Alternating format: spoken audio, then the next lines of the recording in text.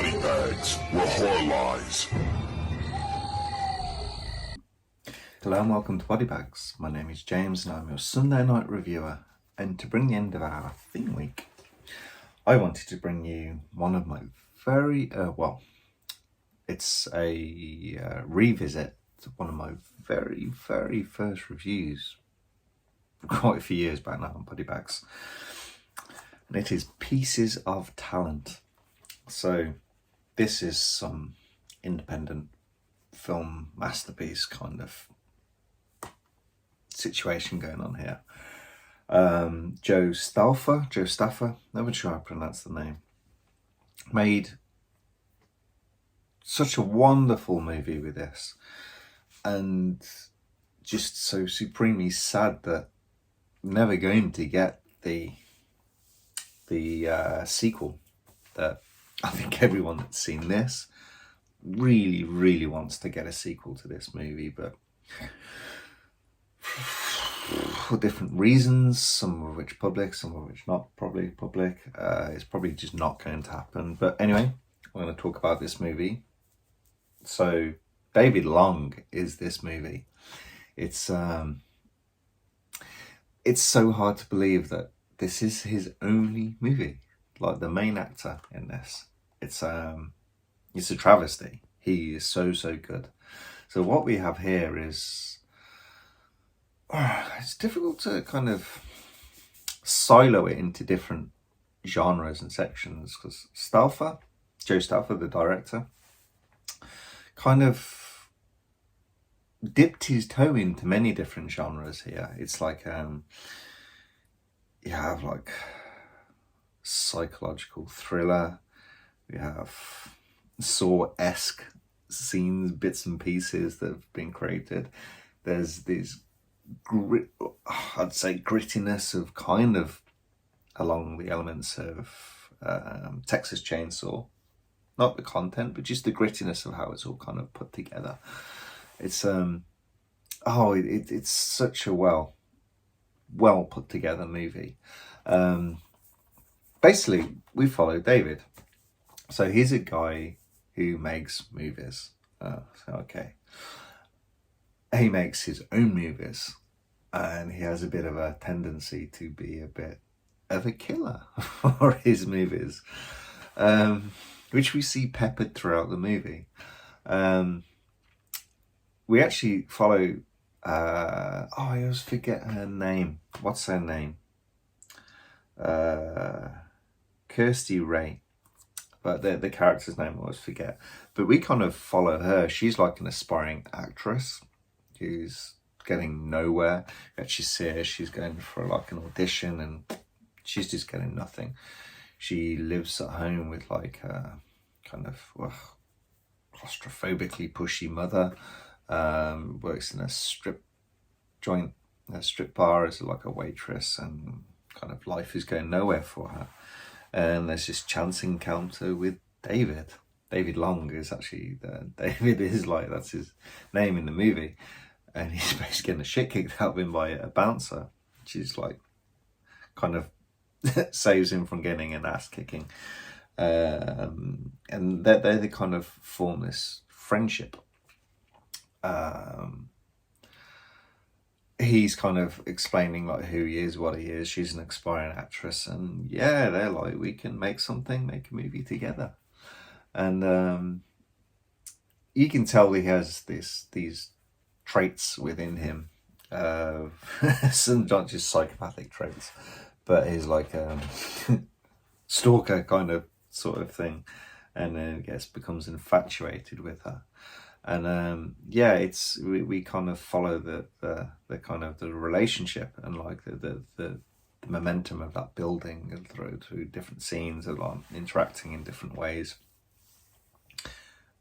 and it's kind of pocket holed by these moments of extreme violence kind of thing. There's one, for example, where he's got this guy to come out to help him with the film.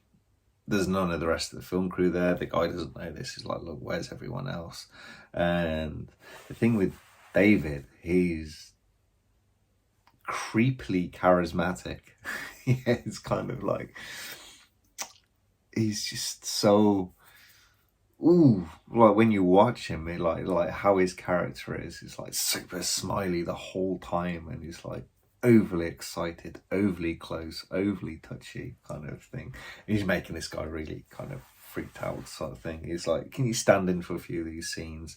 And he's going in this house, and it's like, can you kind of just get some atmospheric kind of some artsy filming sort of thing? And he sees his body, runs off, and he gets attacked by David. Doesn't end well for him.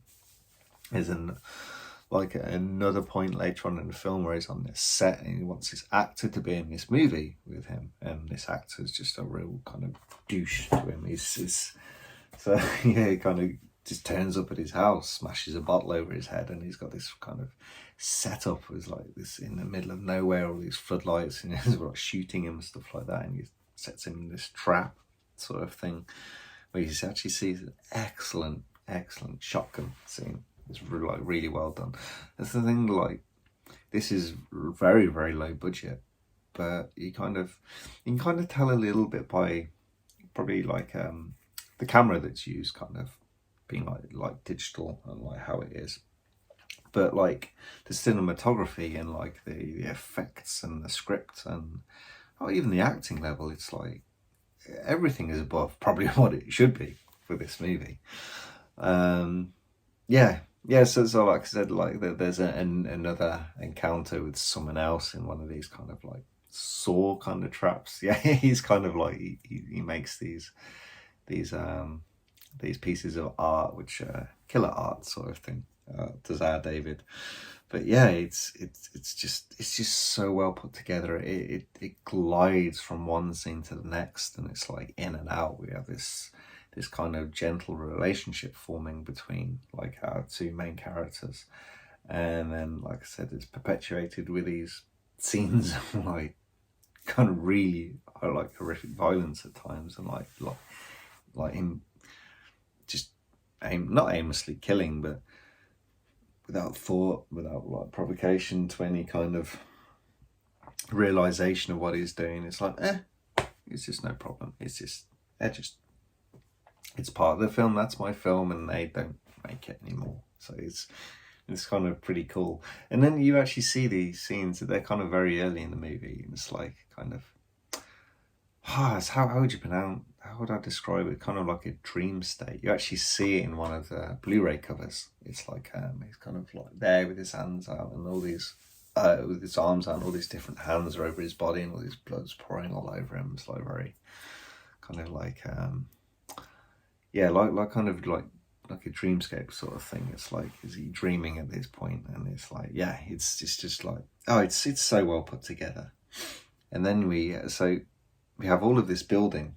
That's the thing, this tension is building all the time. You kind of like don't realize you're on the edge of your seat sort of thing. It's like, you know it's gonna go bad because he seems so sweet with her, but you know what he's doing at the same time. It's like she doesn't know this. He's like, he's just super sweet and just wants to make a movie with me.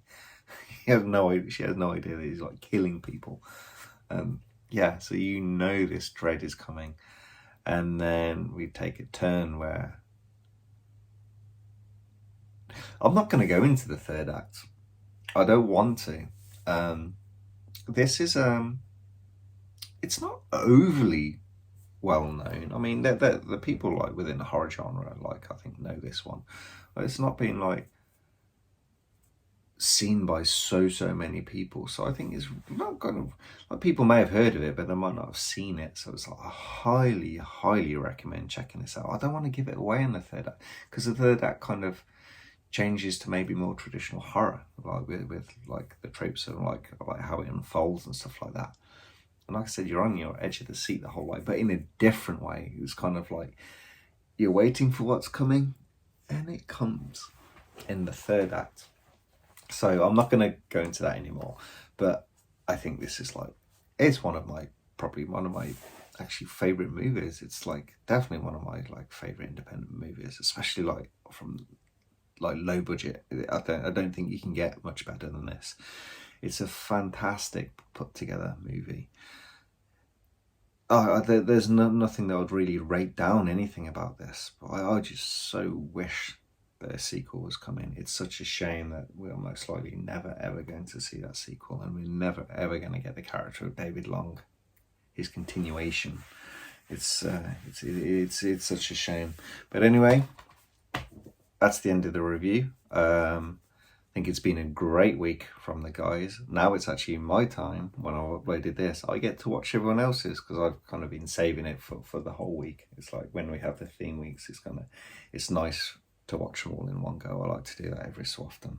So I'll be checking out the rest of the Bugly Bags, the rest of the team's reviews. But anyway, hope you guys enjoyed this, and I'll catch you next week. Thank you. Bye bye.